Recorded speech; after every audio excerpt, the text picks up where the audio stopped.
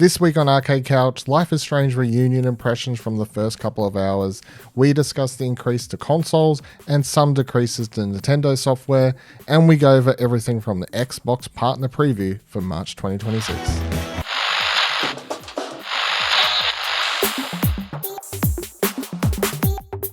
Hello and welcome to Arcade Couch, the best place to show your friends get your game goodness each and every Monday. And my name's Dylan Blight, and joining me on the couch this week, Ashley Hobley. Hey Dylan, excited to be here, but not as excited as I am with it. We're going to PAX again this year. Confirmed. Confirmed. Very good. If you want to hear all about how Ash has got his shit together this year, and so has Kieran, please listen to Arcade Couch Between the Cushions.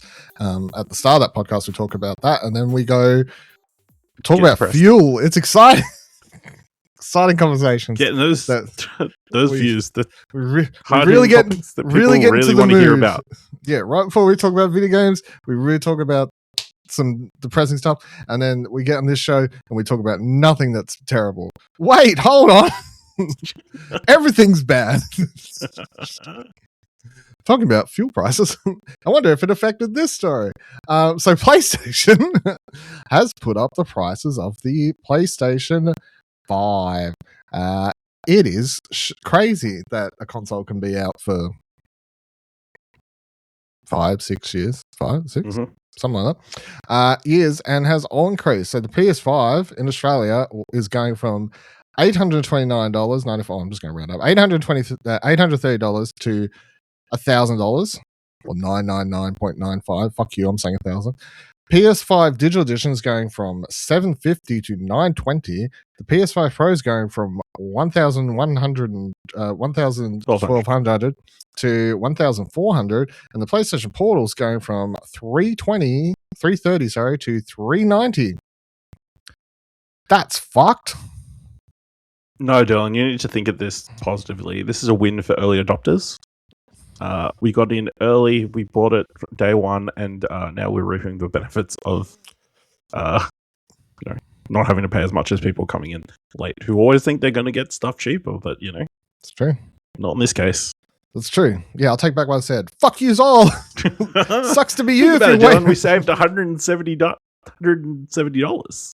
Well, do the maths. I brought 2 PlayStation 5s, sold one, and then got a PS5 Pro. So really, I've pretty much saved the price of an entire another console. And my portal. Okay, with the portal, maybe you'd be in there. Yeah, if you add in the portal, I reckon I've saved enough for an entire new console. Yeah. So, my question is, because this is on the PlayStation blog, they said, with continued pressures in the global economic landscape, we've made the decision to increase the prices of the PS5, PS5 Pro, and PlayStation Portal Remote Play globally. We know the price change impacts our community, and after careful evaluation, we found this was a necessary step to ensure we can continue delivering innovative, high-quality game experiences to players worldwide. They're not technically wrong in that they probably do need to raise the prices. However, I am at the stage where I'm like, if we know that the global economic landscape is so fucked, I do think you just push everyone completely out of even considering buying one that hasn't got one. I think if they hadn't already got one, they weren't planning to get one. Because of, or they wouldn't have been able to, because if this extra $170 puts you off wanting to buy the PS5, you probably weren't close to getting a PS5. Well, to an extent, the people I was thinking about is, what if you just sort of live, you're strapped for cash, sort of you live okay, but barely sort of scenario, right? You don't have a lot of money for extra purchases like gaming consoles, which are a luxury, of course. And you were you set yourself a goal at the start of the year and said, all right, I'm going to save up $850 for the console. And you'd been putting away X amount of dollars out of your paycheck every week and be like, I'll get there by the end of the year. And then this happens and you're just like, fuck, that would be shit. So I'd say second hands, you're going to have to go that way because they're not going to raise their price in second hand.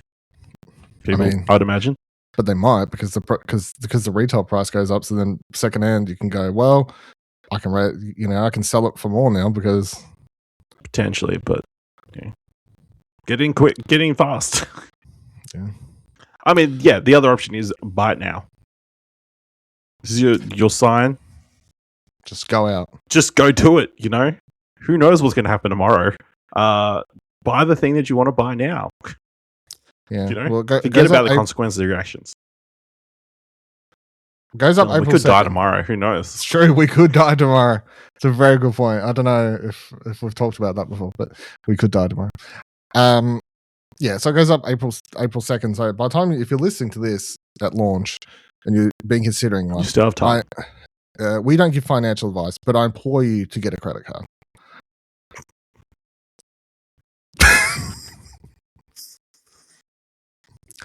Suppose it's not held accountable for any unlawful purchase. No purchase may come Afterpay. Afterpay is what I would say, maybe. Yeah. Just look after it. On the other end of that stick, get your thoughts on this one. So, reading from Press Start, Nintendo has today announced that starting from Yoshi and the Mysterious Book, the price of first-party Switch 2 games will differ between digital and physical formats. While we still don't have an exact Australian pricing, as far as we can tell, Yoshi and the Mysterious Book priced at 94 AUD digitally, and the physical Switch 2 games have mostly priced around 110, which would make it a $15 to $16 saving by buying digitally. But we'll know once EB Games posts this listing for I might check that while see if they've put the price up for it. But I mean, Kieran would love this if he was here because it says beginning of May, so digital future and all that. Okay. What do you think about this? Do you reckon this will follow through to more people, etc.? I think it's interesting because specifically with Nintendo, because I feel there is more than any other console, there is a collector's element to their games, having the cartridges. Having physical cartridges is they hold their value in a way that the digital game won't hold their value. But you also got to remember, there's a lot of games that Nintendo sells that are just digital codes in a box at this point, because it is cheaper to just do that than make a cartridge for the game. So, I mean, I think you're paying that extra $16 if you're buying it at full retail, and there's a lot of places you can go to get it cheaper. You should shop around before you buy it at that full price. Although, admittedly, Nintendo stuff is rarely discounted much from recommended retail. Yeah. But I think that's it's a win for digital owners. Do you think if everyone followed this, and I'm just going to round it up a little bit, and let's say that every game that comes out, it's $20 cheaper to buy it digitally at launch. Would many people, including yourself, who buy physically, switch? I think so. Yeah. Save $20. I think if you're buying it for yourself, but also you got to remember, Nintendo is a very family orientated system. So it's a lot of parents or grandparents buying games for the kids. Yeah, they're not going to go, I'm going to buy digital credit. No, I was about to say, so it is worth noting on that if you do buy Yoshi digitally, for example, you can do that game share, game digital, whatever the word for game key digital thing. You can share it with if you have a family member with them. You can't play it as well once you do that. You basically lend them play it at the same time. The copy of it. Yeah, but that is a feature of the Switch 2. Which is handy in this scenario of, but if I brought the cartridge, it means that, I can give it to my brother to play sort of thing. It's you can still do that technically. Yeah. It'll be interesting to see how retailers feel about it.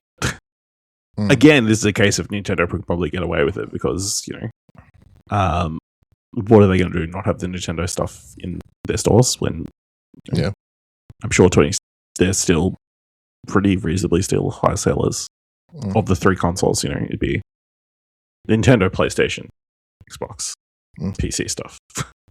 When's the last time you walked in at EB Games? It's how many games do you see compared to collectibles and shit? I went into an EB on Friday. So, and it was mostly collectibles in that store. Yeah. So I think that like EB's already. It just depends on.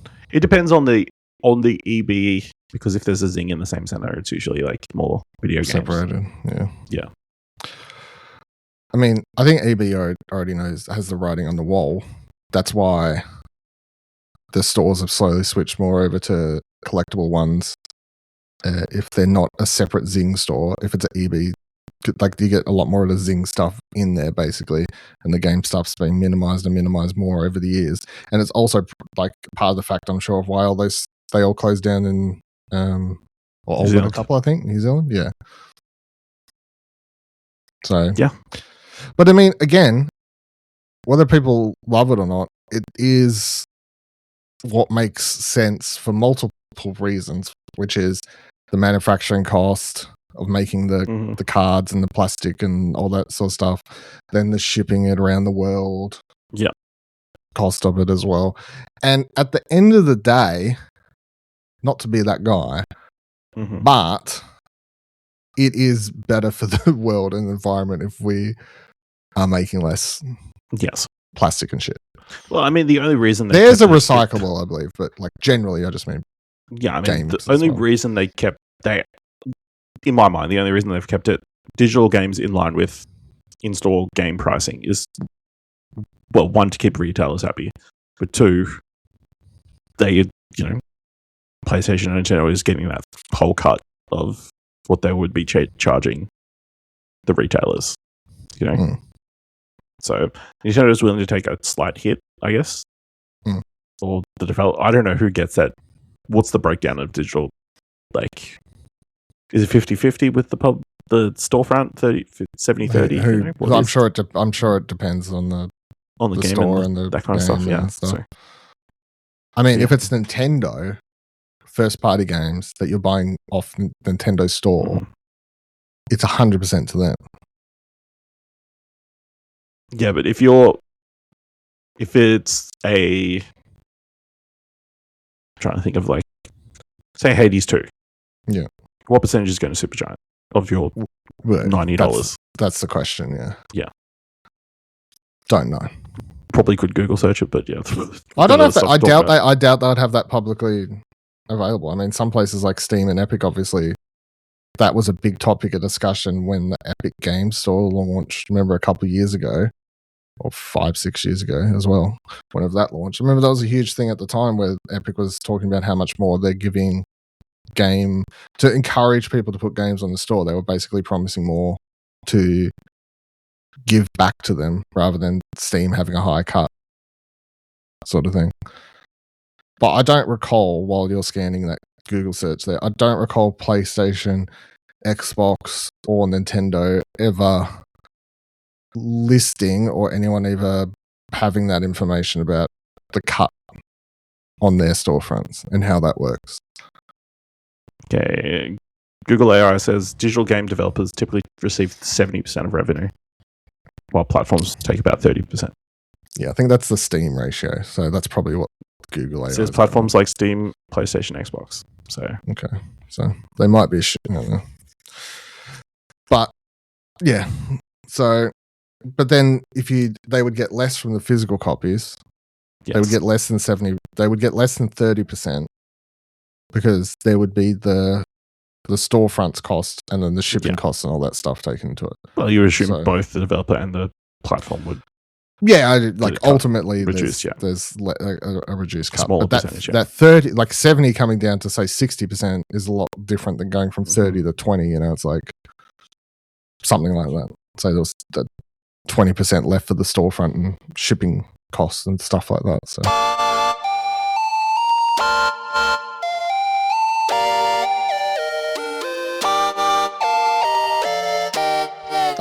All right, so Xbox had a showcase, what do they call it? Xbox Partner Preview event earlier this week. I didn't get an article up about it, so I'm just reading from Press Start for this one as well, which theirs is not in the right order. Motherfuckers! Shannon! Shannon! What are you? I'll go for it. I will say this. I thought it was okay. Nothing special. I don't think there was anything particularly mind-blowing in it, so I'll sort of assume you didn't watch this. No, I heard it was a bad showcase. So I would say was bad. good. It was just sort of, you're like, meh. Like, it wasn't like bored, but it was just meh. All right, so Hunter the Reckoning. This one did actually open the showcase, though. Hunter the Reckoning Death Wish was announced, which is a World of Darkness game, of which I feel like there's a million announced, and I don't remember how many actually released. But it appears you play as basically a group of vampire hunters, first-person shooter or first-person some sort of game. I don't know if it'll be open world. Who knows? It's 2027 or something like that. So it's a long way off, but yeah. If you like the World of Darkness games, and there's a vampire and a werewolf on the cover of the key art, so I don't recall seeing a werewolf in the game trailer, just vampires. So Hades 2 is coming to consoles, Xbox, PlayStation on April 14th. So if you didn't already play it on other places, of course, we played it on PC. It's now coming to those platforms on April 14th.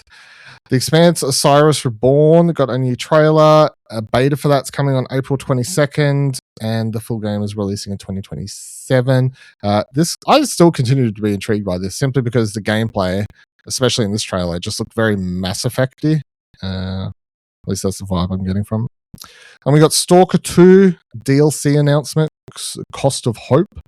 I didn't actually realize this was Stalker watching it for the most time because it just didn't look like Stalker to me, but I never finished the second one, so it was a cool trailer. I mean, it was fun. Stranger Than Heaven. This one was sort of annoying because it was a fun trailer that has cool music playing in it, and it's jumping around, showing you all the different timelines that the game will be going through. Very percussion trailer, but it was a 2-minute trailer to say that they're doing a showcase. Basically, they're doing a deep dive later.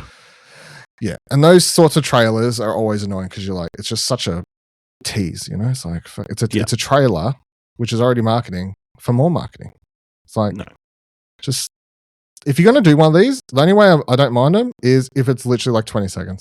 I feel like we got a little bit of new information, like that is being set in 5 different time periods, and there are it definitely had that kind of stuff, more information, but it was just and vibes, you know. So. The vibes, yeah. Watch it. But it was still a cool trailer. I like the way it was edited and put together. So keen for that game. Keen to find out more about that game. So we'll watch the thing it's advertising. Then we got Alien Deathstorm, which was, I don't know. Wow, what a name. It's a terrible name because it's nothing to do with the actual, like, it's not connected to the actual series. At least, like, as far as I'm aware. The most, like, generic name. Get him hyped, get name. Yeah. It's a first-person shooter. Comes from Rebellion, which are known, obviously, for the Sniper and Zombie Army games. Sniper Elite and Sniper, whatever the other spin-off of Sniper games are. And then they did that, like, open worldy thing, like, a year ago or 2 years ago. I can't remember what it's called. Anyway, from them. Artificial Detective was the game that ended the show. So this was a new game announcement. This looked kind of cool. So it's like set, basically all of humanity's wiped out. Well, I'll say this.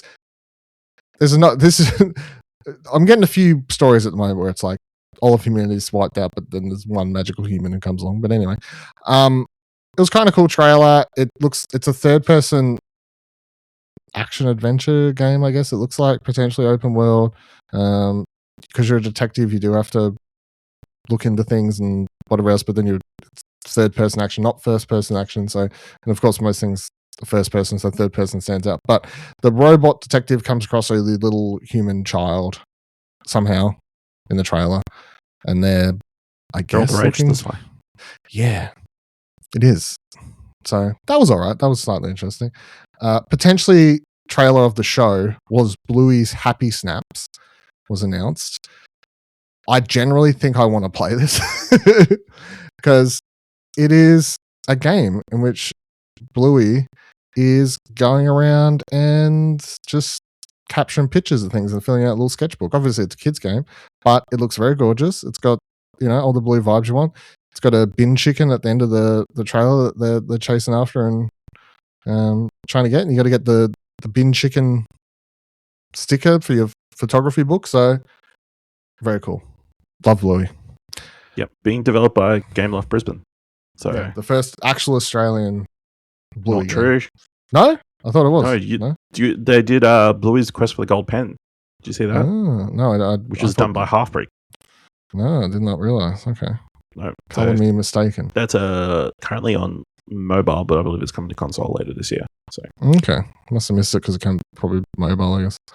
Mm-hmm. But that's cool because it was annoying when all the Blue games were being made outside Australia. British people, yeah. I was like, there is enough talented people working in the games industry in Australia that we can make the games for our currently biggest export next to Chris Hemsworth.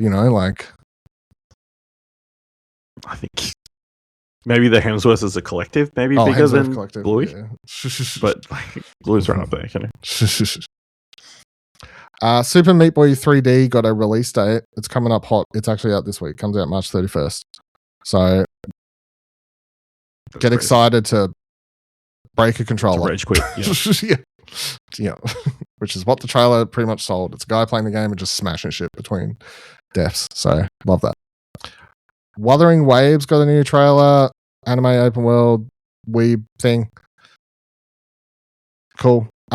Dispatch is coming to Xbox, which was that whole thing when they played it. I was like, why is this special? Oh, it's not out on Xbox Still yet. My bad. Crazy. Yeah.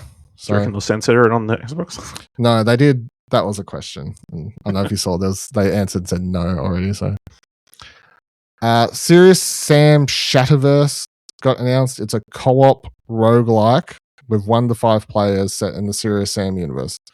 It looks fine. Looks more cartoony and silly and just Serious Sam's not serious at all, obviously. So those sorts of vibes. So yeah. Ascend to Zero comes out July 13th. This game looked very cool. I really liked the trailer as soon as it started, and I had fucking EDM vibe trailer stuff going on. It's like time manipulation to I don't know, save the world or some shit. I don't remember what the story was. Gameplay looked cool. Yep.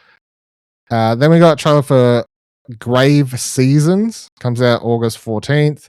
We've seen the trailer for this one in a couple different showcases and stuff before, but it's a farming sim combined with a horror game, basically, I guess. I do recall that combination of words. Yeah.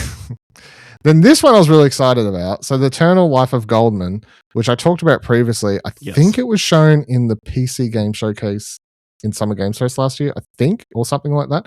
It wasn't in any of the main ones, and I think I remember bringing it up. I believe we saw it somewhere big. The first time Nintendo had it in one of those as well, I think, maybe.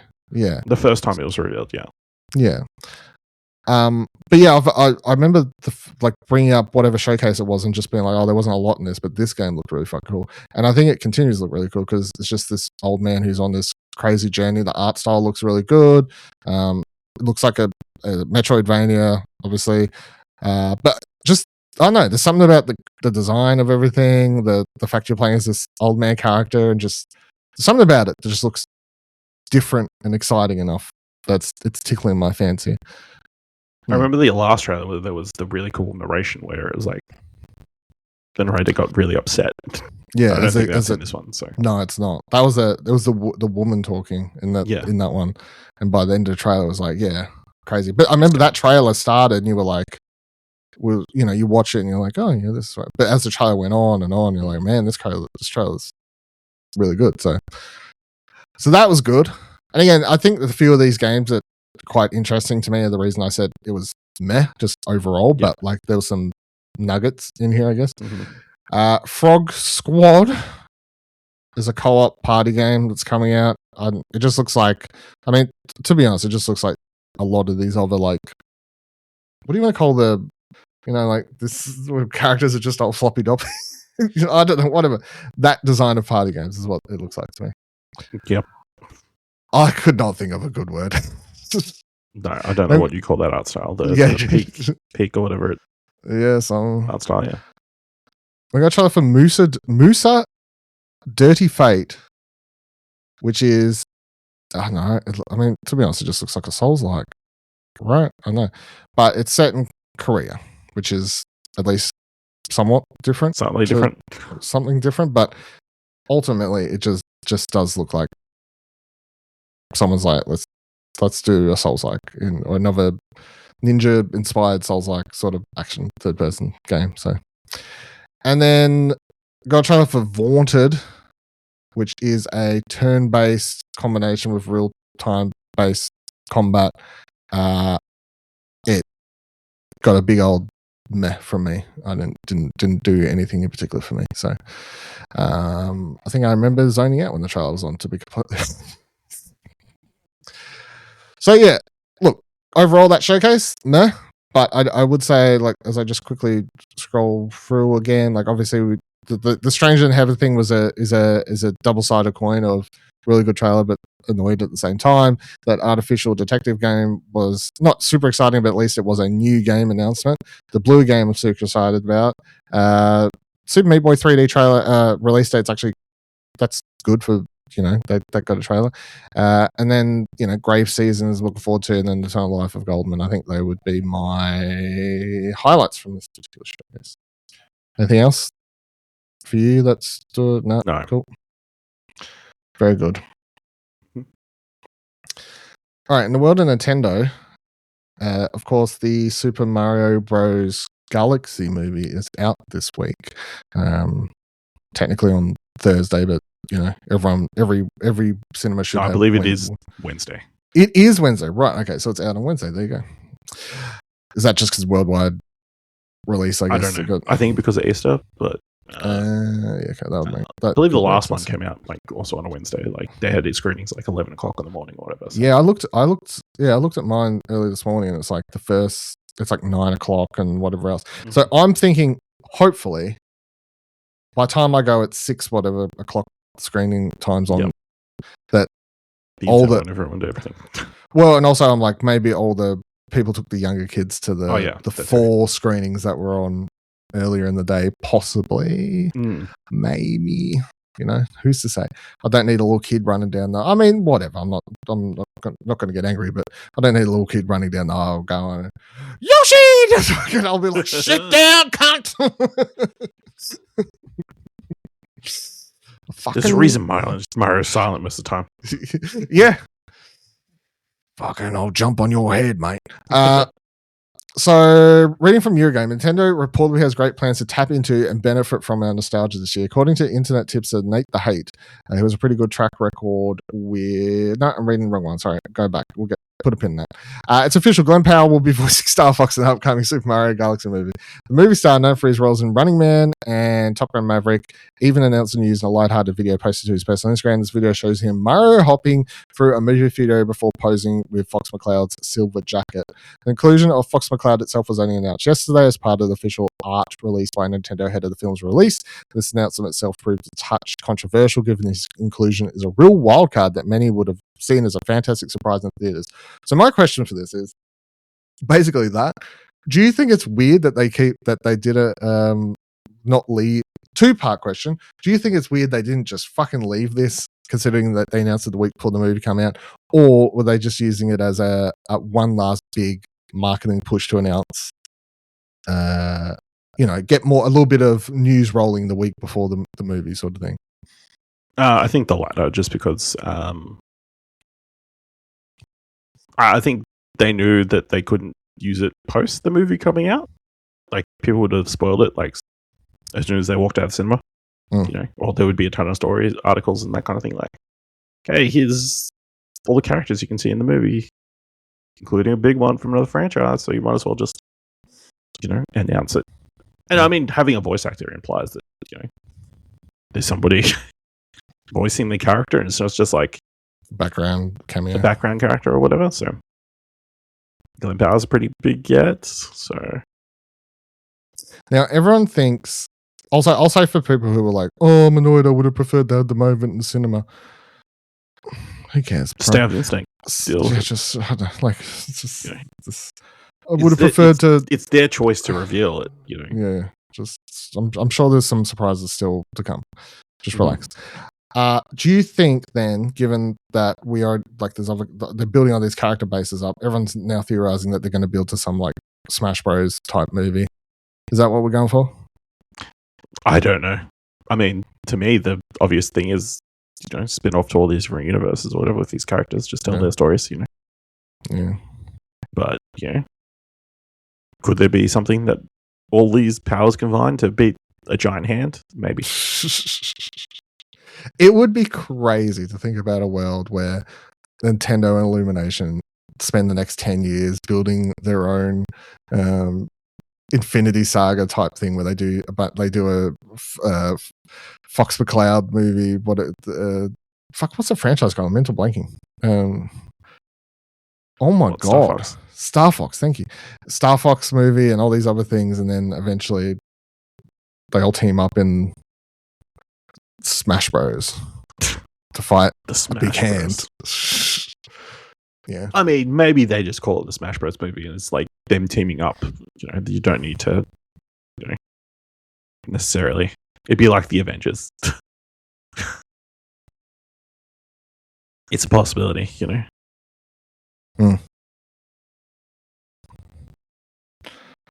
Excited for the movie this week?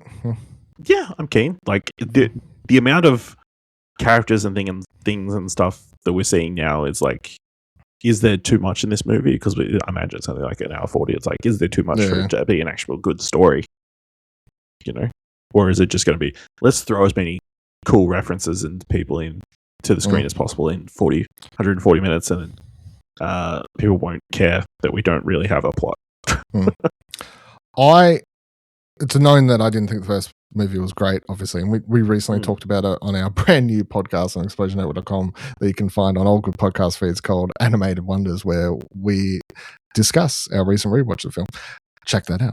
That's probably where we're going to talk about this movie. And that's where we'll be talking about, this movie later this week. That episode will drop on Animated Wonders. And then you can listen to Arcade Couch next week, where I reference that podcast again and tell you to go listen to that episode to get our full thoughts.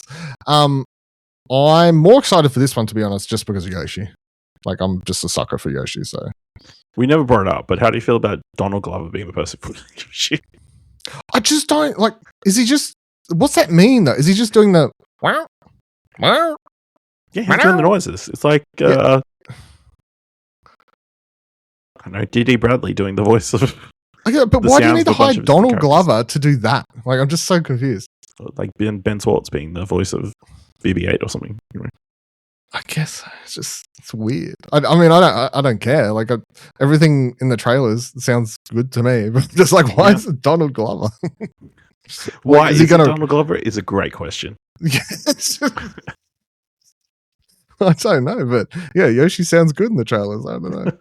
He looks good. He looks great. And so it's the only reason I'm currently actually legitimately excited for the movie. That part in the trailer where he's gets scared by the Tyrannosaurus, love that. The part where he eats the ball and chain thing, whatever they're actually called, and then turns around and gives Chomper. Yeah, Chomper. I think it's just called Chomper, isn't it? And then he turns around and gives that wicked smile to Mario and Luigi and whoever else is there. Love that. I'm all about Yoshi in this life. Yeah. That one other sneak peek they revealed a couple months back where Mario and Luigi found little baby Yoshi being real adorable. I don't know if you saw that one, but love that. I'm all about this movie for Yoshi currently. So that's what was missing from the first one, really. And the other thing is, all the Mario games also got better once Yoshi was added. Mario Bros 1 and 2, whatever, bro. They're fine. We get the 3, we add in the Yosh. Excelsior! All right, I'll go back to reading that other article that I started reading and then realized I was reading the wrong one because I had my tabs in the wrong order. Professional podcaster. According to the internet tipster, who has a pretty good track record of these kinds of reports, having accurately shared the Switch 2's reveal date ahead of the official announcement from Nintendo last year, the Mario Maker has an all-new but still classic Star Fox revival planned.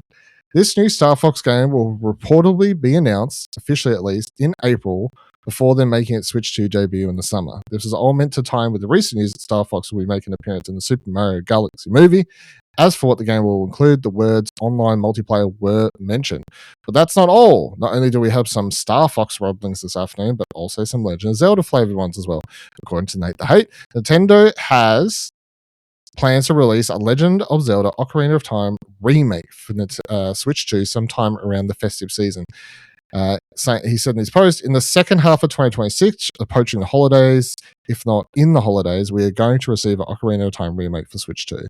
This is something I was a bit hesitant about in January because I don't think it was something they'd do. I'm hearing an Ocarina of Time remake. The leaker added he doesn't have details as to what type of scope this alleged Zelda remake has, but mused maybe we get a one-to-one remake akin to Demon's Souls, or maybe a remake that is free to explore design choices. Apparently, Ocarina of Time's reported remake will fill in the gap of a 3D Mario game, which Nate the Hate suggested won't arrive in 2026 as expected. 3D Mario will be releasing in 2027, he said meanwhile. Nintendo is seemingly unlikely to host a general Nintendo Direct until June, with announcements before then, save for social media posts and its Today app. VGC sources have corroborated Nate the Hate's report as well. What do you think about these two likely things that happen? Likely things? Yeah. I mean, a Star Fox remake, I guess, kind of makes sense. It's interesting because that's such a. Well, I think they didn't say remake. I think they just said new game for Star Fox. I'm going to say remake because that's what they do. They just remake the first game because they don't know how to make any other kind of game. But yeah, that's such a dormant franchise. Like, out of all the franchises that I guess are tied into Smash Bros, it's like one of, outside of Mother and whatever Captain Falcon's from. I can't remember. F-Zero, that's it. Those, correct, yeah. Maybe F-Zero's had more recent game. Yeah. But Star Fox, is, haven't had a game in a while. They don't know what exactly to do with it. The last game was 2017. Yeah. Oh, that was a re-release, sorry. Yeah, okay. Last one was 2016. A tower defense game for the Wii U. So technically the last proper one would be Star Fox Zero, which was for the Wii U. That would be the last proper game, I guess. Yeah, so I'm nostalgic a little bit because I remember having Star Fox and replaying that constantly, and only like maybe a couple of months after owning it and learning that you have to go the other way so you can get the true ending of the game. And I've never played a Star Fox in my life. Never played Star Fox? That's a single Star Fox. I've never played that one. Yeah. But yeah.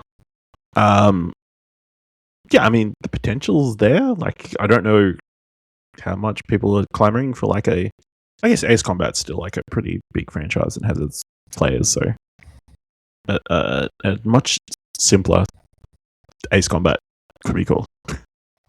Yeah, well, that's the thing. Hopefully, if I was to pick, I would prefer them just to make sort of the on-rail shooter classic Star Fox gameplay over where he's 3D, you're playing as the characters in like 3D shooter with the actual characters outside the ship and stuff like they did in some other ones. So multiplayer. I mean, there was a multiplayer mode in the 64 version, so I mean, which was pretty, whatever. Yeah. But I know if people are clamoring for a multiplayer outside of like co-op, I guess. So online co-op would be cool to go through some of the missions. Like, you have a full squad of friends to like take down all the enemy ships and that kind of stuff. How about Ocarina of Time? That feels like maybe it's a precursor to the new movie coming out, which is obviously in the works. I don't know how far away that is, but if they just want to make Ocarina of Time look like Breath of the Wild, I think that's enough. They don't need to like tweak it much more than that, I would imagine. As someone who's never played a Zelda. I'm sort of, the thing of Ocarina of Time is I'm just like, it's always Ocarina of Time that bring up. Yeah, that's my problem. Obviously they've done so many re-releases and sort of remasters of that game. That it's sort of, by the time you get to a full remake, you're like, even if it looks fantastic and it'll turn me around to get super excited and everything like that. But I'm like, I have played this game. I don't know on how many different, like, let me look this up now. It's like playing it at my friend's on a 64 and then I believe, it was on the 64. 3DS. They ported it to GameCube. They brought it to Wii Virtual Console. You can play it on your Switch now, I believe, through the store, and then they did the they made a big deal out of that release as well. That's why every time it gets released, it's like, this is the thing. The fucking, I can't even find a good list. It's been re-released that many times. The Ocarina of Time list of versions. Fucking just give me a list, someone. No one wants to have different. No, cool, love that. Oh, here we go. What's this say? Nintendo 64 original release, console port, GameCube, Collector's Edition, and Master Quest. IQ Player China. What the fuck is that? Wii U/Wii U Virtual Store emulator versions. Nintendo Switch Online emulator version with updated, clearer textures compared to the original, but with some input lag. That doesn't list the 3DS version there, but anyway, that's the first time I ever finished it was on the 3DS. Or was it the Wii? I can't fucking keep up. Whatever. Anyway, I'm sure I'll play this when it comes out. If it is literally just the game but with better graphics, sure. Everyone not the only one. Yeah, everyone will buy it. It's like, but the thing is, it's just like it's one of those announcements where I go, okay, I'll play that for sure. Thank you. But it's not like super exciting to me, if you know what I mean. Like, it's just such an acceptance of, cool, I'll play that. Not, oh my god, this is so cool, just because it's Ocarina of Time. Whereas I feel like if it was honestly like a remake of one of the other games that hasn't got as much attention, it'd probably be we're more doing exciting. A full 3D remake of the original game. Yeah, some shit like that would be more interesting. Oh, okay, that's interesting. Yeah, or even Twilight Princess, which I didn't even like much, to be honest. It still is trapped on the Wii U. If they did that, if they did that, I'd probably get more excited just because it hasn't been as influxed. Yeah. Mm-hmm. All right, welcome to the end of the show. Well, no, not quite, but the end of the show where we go over all the bad shit that's happening, because every week there's bad shit happening in the video game industry. So, Wonder Stop, as reading from Eurogamer, Ivy Road, the studio formed by talent behind games like Stanley Parable, Gone Home, and Minecraft is closing down. The indie studios only released Wonder Stop, dropped this time last year, and is currently sitting at 80 on Metacritic score, but funding didn't come to fruition for its next game, and the studios had to shut down. It's quote, "It's hard to put into words how thankful we are and have been able to work together on Wonder Stop. It's an incredible group of people, and while we had a new project, Engine Angel, that we were incredibly excited about, unfortunately the funding didn't come to fruition and studio has to shut down," the team said in a post. Continuing, "While we tried to shop the concept around and find a publishing partner, unfortunately we weren't able to land a deal. It's a particularly tough time for raising game funds, so while we weren't necessarily surprised, we are disappointed that we won't be able to bring Engine Angel to life together as a team. Liz's concept is incredible, and we hope that someday it'll come to fruition." So that sucks. Another very interesting indie team that had a bunch of people working there that had a bunch of great, very eclectic ideas and people that cancelled. So that sucks. Continuing along. Eurogamer then writes, Kraftom's free-to-play PUBG spin-off, PUBG Blind Spot, is closing down after just 2 months. Although it only launched on February 5th as an early access title, Arc Team's Sequoia Yang said the studio was no longer able to sustainably provide the level of experience we set out to deliver in early access and will shut down service at 10 a.m. UK time on March 30th. So it's shut down by the time this is. Quote, "Since our last update, the team has been exploring multiple ways to improve the experience and move the game forward. However, after careful consideration, we've come to the conclusion that we are no longer able to sustainably provide the level of experience we set out to deliver through early access. We place player experience at the center of every decision we make, and it's based on that principle that we have made this decision. As a result, PUBG Blind Spot's early access service will come to an end on Monday, March 3rd. Cool. Not a big fan of, like, obviously didn't play the game and everything, but again, it's another team shutting down. Did not know this was a thing. Do you remember when they even announced this? No? Don't recall it? Okay. But there goes another team to the beast that is live service games. And apparently it's affecting everyone because, reading from BBC, Fortnite maker Epic Games says is laying off more than 1,000 employees, citing a fall in engagement with its popular online game. In a note to staff on Tuesday, Epic's chief executive Tim Sweeney apologized for the cuts, attributing them to a downturn in Fortnite engagement beginning in 2025. He said this has left it, quote, spending significantly more than we're making and needing to make major cuts to keep the company funded, end quote. It comes after the company recently hiked the price of Fortnite's in-game currency V-Bucks to help pay the bills. Sweeney's note to staff published on Epic Games' website said the latest round of layoffs, in addition to $500 million of identified cost savings across other parts of operations, would put the company, quote, in a more stable place, end quote. He added that it was facing both industry-wide challenges such as slowed growth, weakened spending, and increased competition for user engagement from other media. But Sweeney also acknowledged unique struggles for Epic despite the continued popularity of Fortnite. Among these, he said, we're delivering, quote, consistent Fortnite magic with every season, end quote, and a full mobile experience for smartphone users after its lengthy legal battle with Apple and Google to allow the app on their marketplaces. In a world where even Fortnite says it's too hard to make money on a live service game and has to let go 1,000, repeat 1,000 employees, how the fuck does the video game industry survive? No idea. You know, if you're not making money off like getting every single IP character into your video game, skin wise, like, what hope is there for anybody? Yep. It's pretty crazy. So, at 1,000, that's a huge number. Mm-hmm. Ridiculous.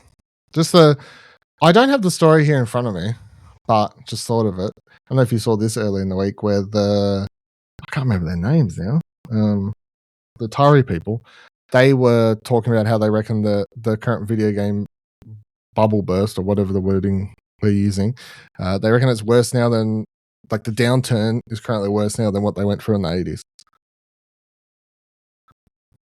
Like, the industry may be worth more, but the bubble when it bursts, it's a bigger bubble. So yeah, well, it makes sense. Like, game dev is more expensive than it's ever been. You know, yeah. So. And they're only now starting to charge people more for video games. You know, so yeah. I just don't know how you could fuck up Fortnite that much. Well, I guess there is like a natural like drop off of people. At some point, you're not going to play a Fortnite forever. You know. I guess. I don't know. Maybe their last event. I don't know. Maybe. Well, they've said it's been like a whole year since. They said since 2020. It also makes me worry that, like, they spent too much money on all those, you know, paying Travis Scott and all that shit. Like, how much are they paying them? You know, like, and I know that's this, like he says about consistently delivering seasonal events and stuff, and they felt like they constantly had to do these massive events, in-game events, like they always did. But then the problem is, how much are you paying these people to do this massive? How much was Quentin Tarantino paid for Kill Bill and shit? You know what I mean? Like, yeah, I feel like a lot of these people are probably being cut from like making like new modes and that kind of stuff. It's like I'm sure they're seeing like the amount of engagement in that is not justified. And it's like everybody's just playing main baseline Fortnite, the main mode, whatever the main mode for the season is. Against all people, like.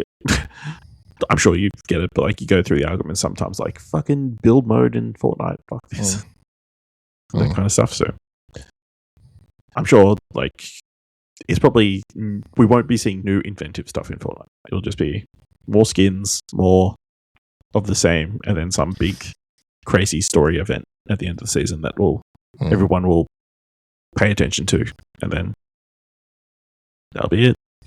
Okay. Yeah, I mean, I was just thinking again, 1,000, so many people. It's like, you think about the number, you're like, that is absolute insanity. And obviously we're just about to hit April, but there's already been so many studio closures and layoffs and stuff. Just absolute insanity in this industry. And yet, I guarantee we'll still see more announcements for live service games and shit that probably just keep happening. When the market is just not there. Also, the other problem is announcing live service games and stuff at the moment where you want people to spend money on microtransactions and stuff. People can't afford the 5 fucking fuel. They ain't buying your fucking skins. Well, they're staying home playing Fortnite. They don't need to drive. Yeah, but that doesn't. That's not how it works.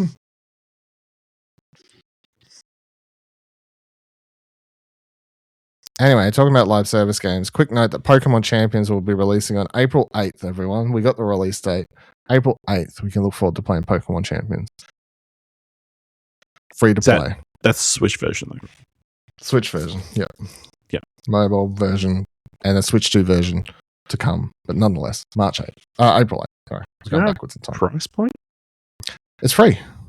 Okay, yeah. There's free. I don't think they haven't fully detailed what I'm sure paying to have access to more Pokemon in the game or some shit like that. I'm sure. I don't know, but we'll find out. There's a starter pack of them. I don't think you'll have to pay to battle. That would be ridiculous. You get how many free battles? I don't think that's. And then a timer. That's very micro mobile. No. Oh, I'm trying to think. How do they fund Unite? Pokemon Unite. Balance skins and unlocking characters. So unlocking characters and but you can't do that with champions. I know, but you can play forever. You shouldn't. Unite, you're not locked from. Unite, you can play. You pay for shiny versions of the Pokemon. There we go. Now we're talking. I'll go broke. All my money on fuel and shinies.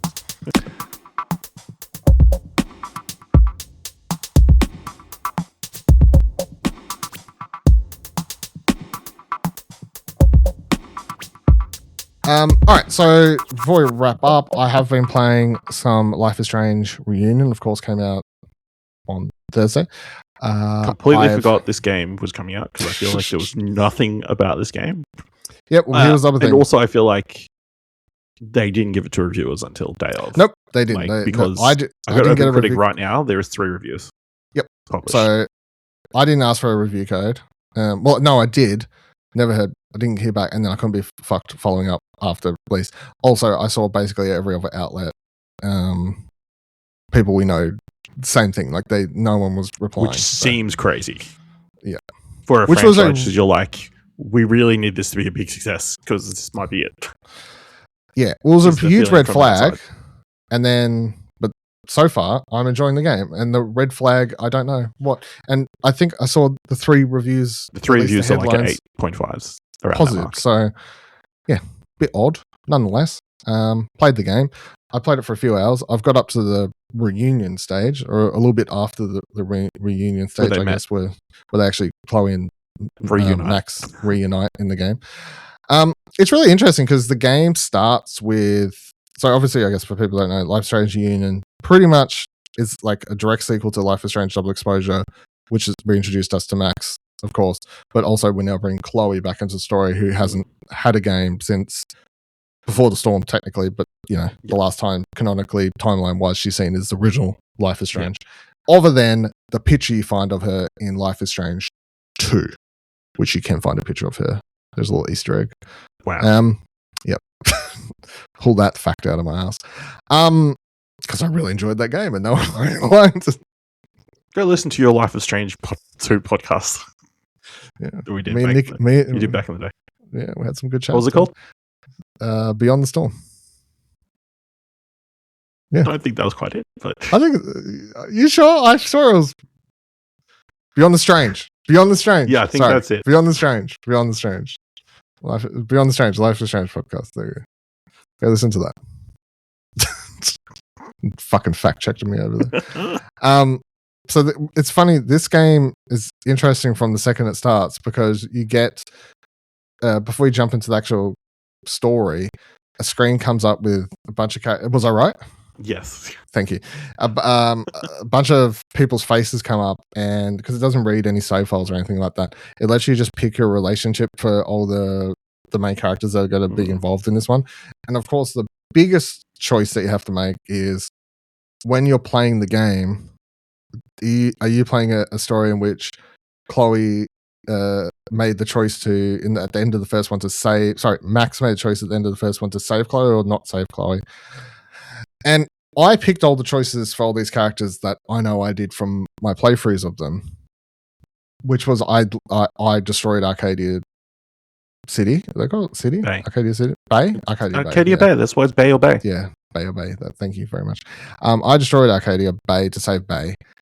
So I knew my decision. However, I quickly then didn't click continue and start the game because straight away I was just questioning. I'm like, but what the fuck happens if you click the other option really where she's dead? Like, where she's dead.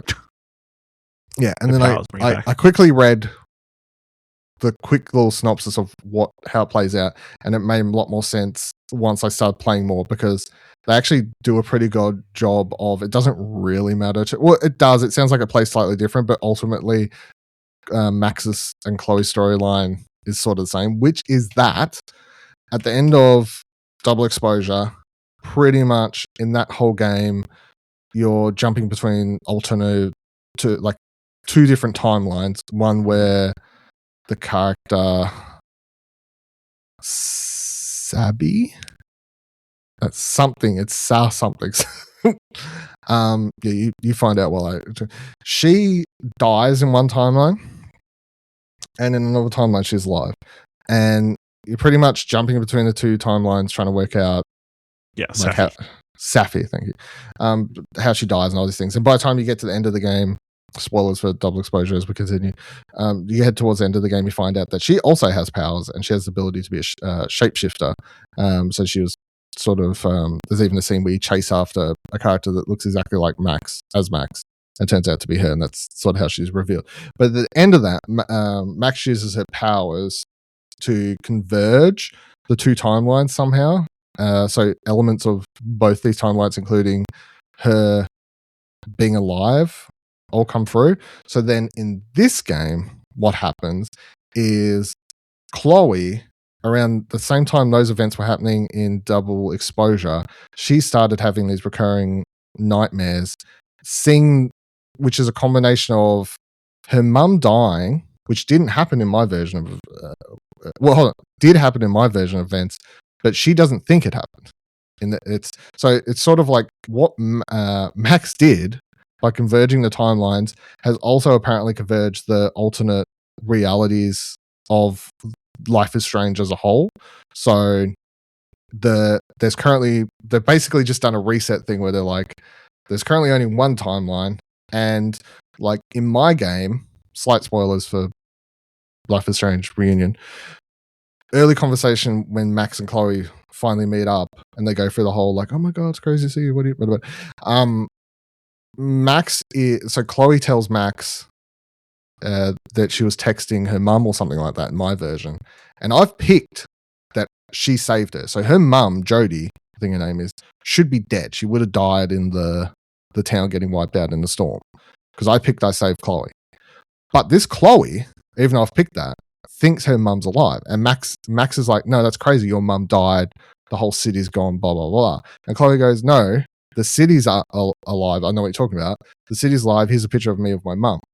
So basically, the version of a Chloe I'm getting is playing out like this. Whereas from my reading, if you pick that she died and you save the city, that she's sort of having memories about a version in which the opposite happens. So sort of either way, Chloe's going through this thing where she's like realizing there's two different realities and coming back, but the other version where she's dead, she's sort of like, I'm supposed to, why am I alive, or something like that. If you pick that route, she's sort of having a existential crisis about her coming back to life sort of thing when she's supposed to be dead. Whereas my version is always saved, but somehow the town's back, and in her memories it's always been there, even though Max is like, no, the town's dead.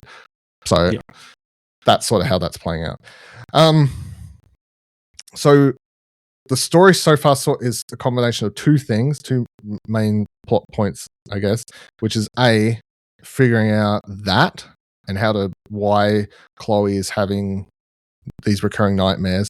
And also in the nightmares, she's seeing, I've already forgot her fucking name. Safi. She's seeing Safi in the recurring nightmares.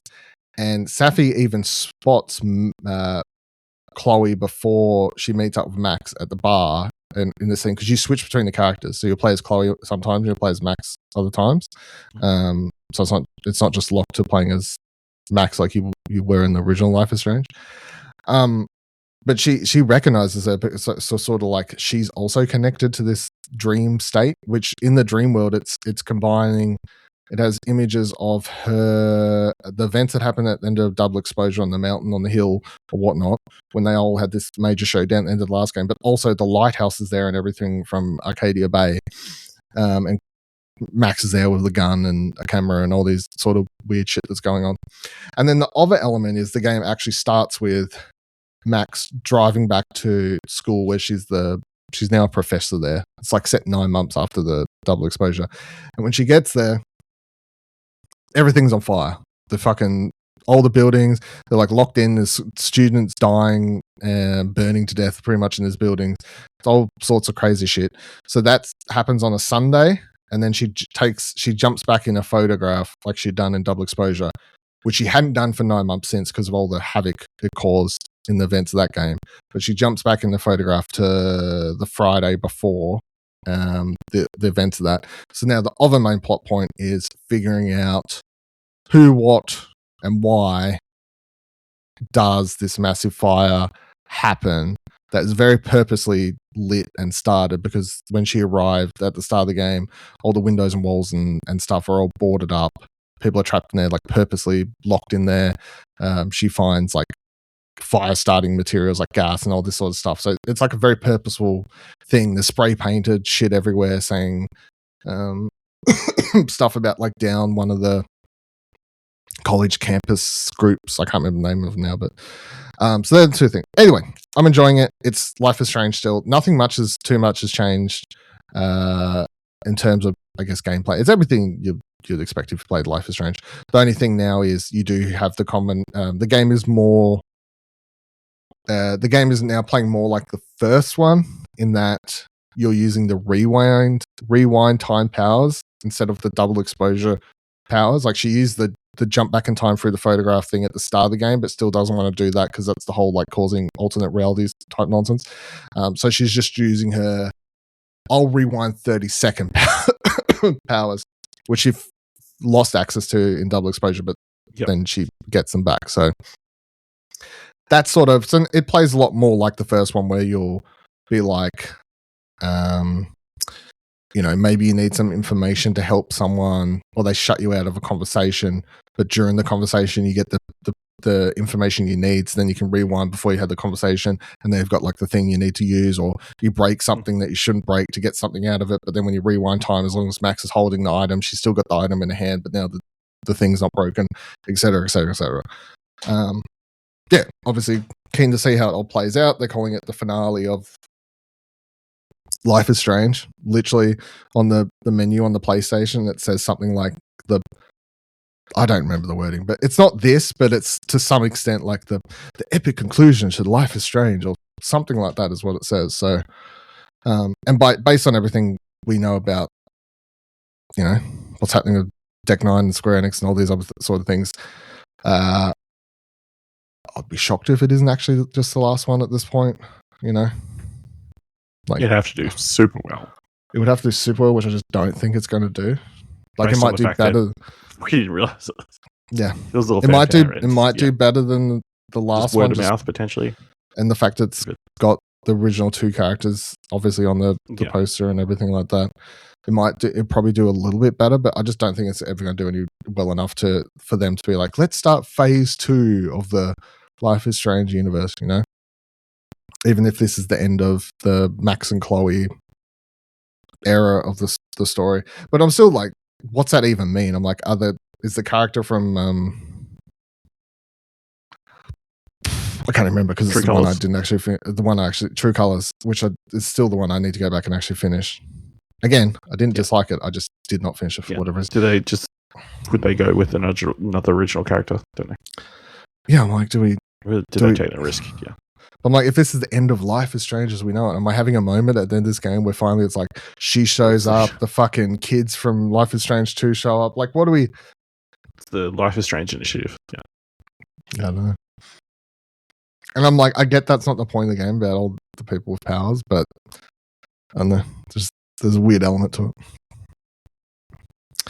All right, that'll do it for this week's episode of Arcade Couch. Let us know any comments, questions, concerns about anything we discussed this week on the show, or send us something to discuss next week by heading to explosionhour.com/follow. We can find all of our social links. And if you like the show and like to support the podcast and explosionhour.com, head on over to explosionhour.com/support. And we'll see you here next week. Same time, same couch.